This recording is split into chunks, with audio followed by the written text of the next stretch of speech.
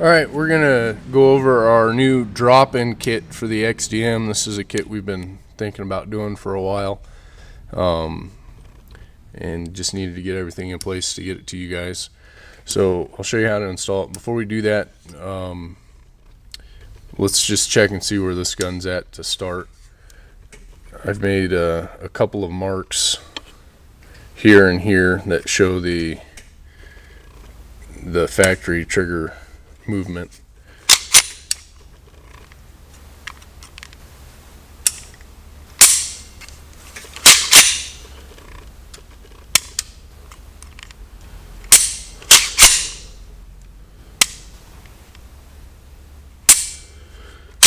We'll also check the trigger pull here in just a second.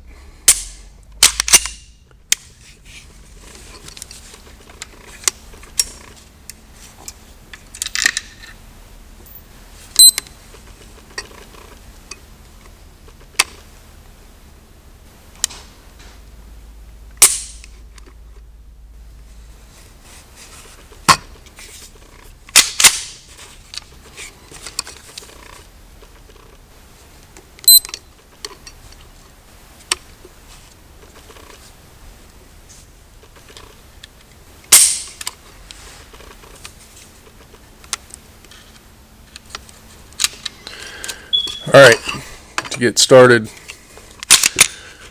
we're going to take the slide off. We've obviously made sure the gun wasn't loaded before we started. Take the slide and set it to the side for right now. Take a 3mm punch, push the sear pin out. We're going to put our hand over the top here and pull the punch out. Just make sure the springs don't fly out. And then push the springs down the magazine well. Push the sear down. Get the safety lever out of there. Then we'll take the ejector off. Use it to push the ejector pin flush. One thing I need to mention, when you're working on the XDM, it's really important to make sure that the takedown lever is in the down position when you're working on it, so it holds this disassembler out of the way here.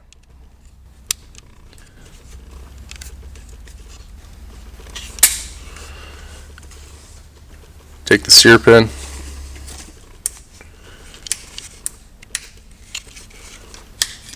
insert it into the frame. This is the new drop-in lever. It's black in color instead of shiny silver. That's just to help us keep track of which lever's going and where.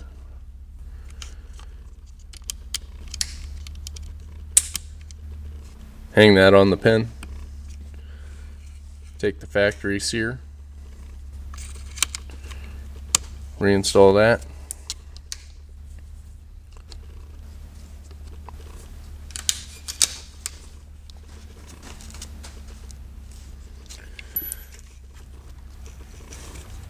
Take the reduced power sear spring,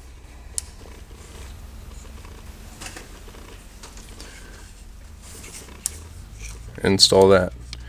Now you'll note I'm not reinstalling this factory striker safety lever spring that fits around the sear spring.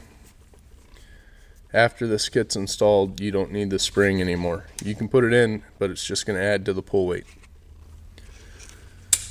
And then we'll put the ejector back in.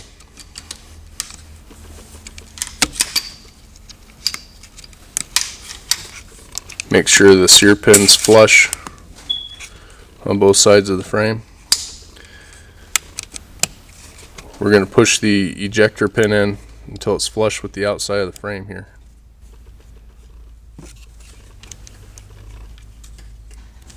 Take the sear spring and tension it underneath the ejector pin, and then push the ejector pin flush with the frame rail.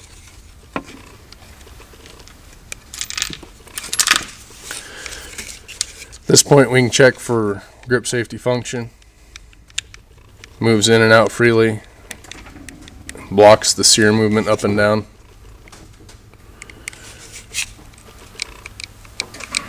We can also check for reset by pulling the trigger to the rear, pushing down on the trigger bar, keeping the trigger to the rear, hold some pressure on the top of the safety lever, and it should reset.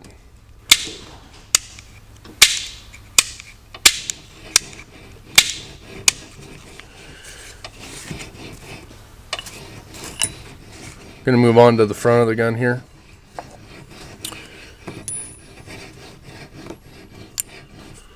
This is a 4.5 millimeter punch.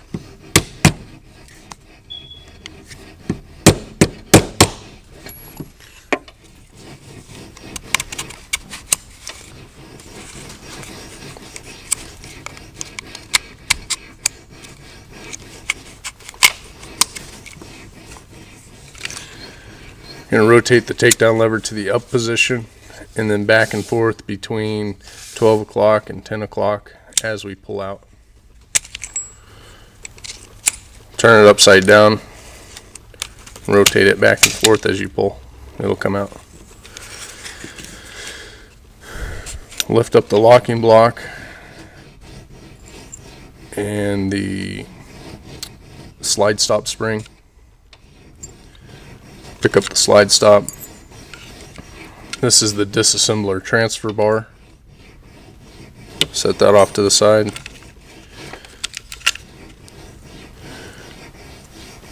Factory trigger, trigger spring, and trigger bar.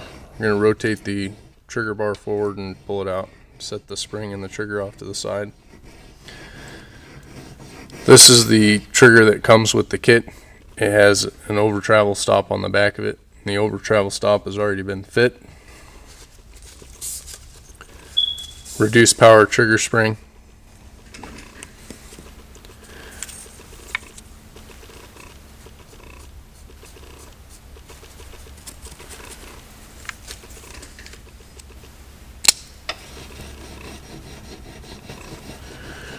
We're going to compress the trigger bar and the spring a little bit.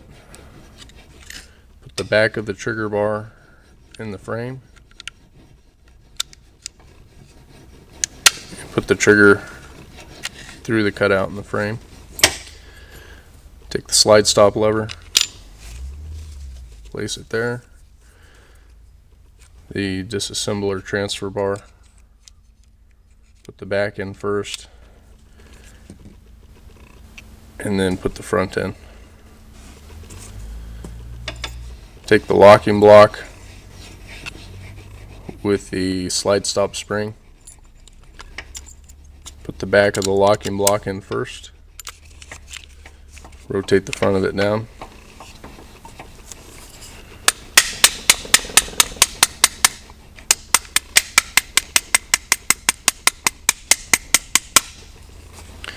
Make sure the pins clip into the spring detents.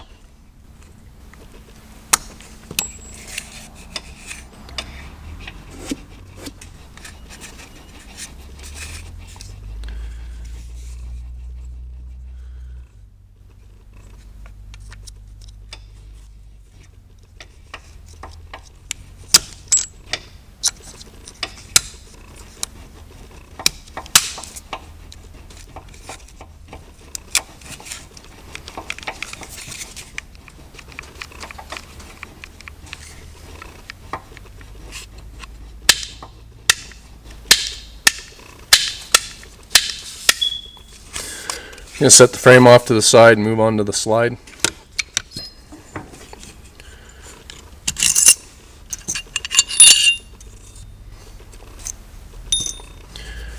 Take the 4mm punch and push the striker spring guide in and pull the striker retainer plate out from the bottom. Be careful, this spring's under quite a bit of tension.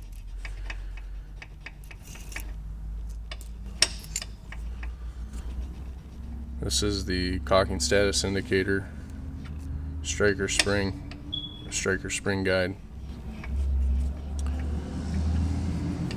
Take a punch or a hook. There's a little groove in this pin. We'll pull that pin out.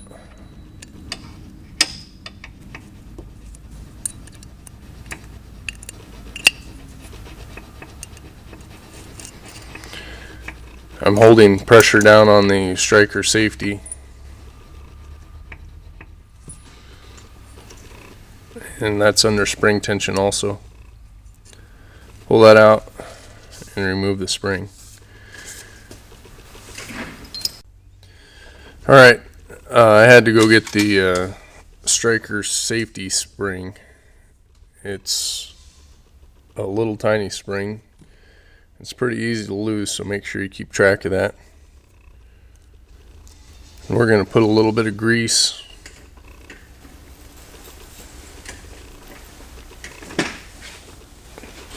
on the bottom of the spring,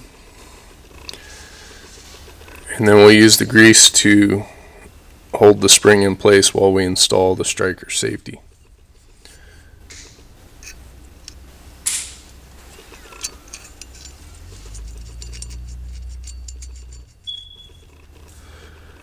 Take the pin, has the groove on the end that goes to the outside. The end without the groove goes in first.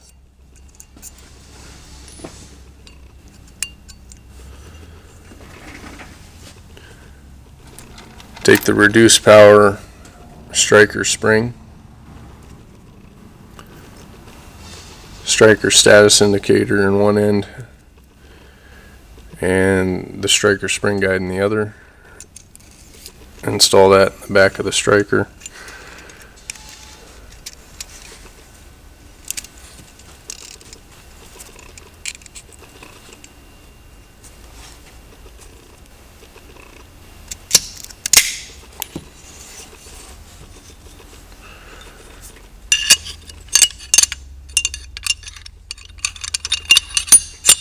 Reinstall the barrel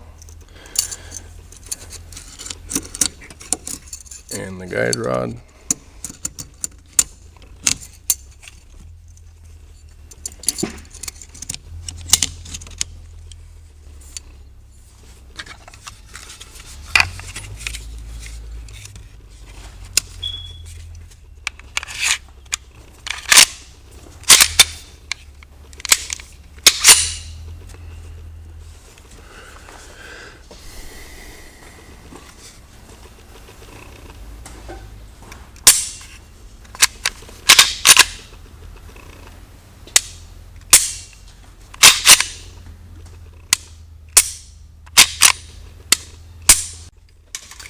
Now we'll check the pull weight.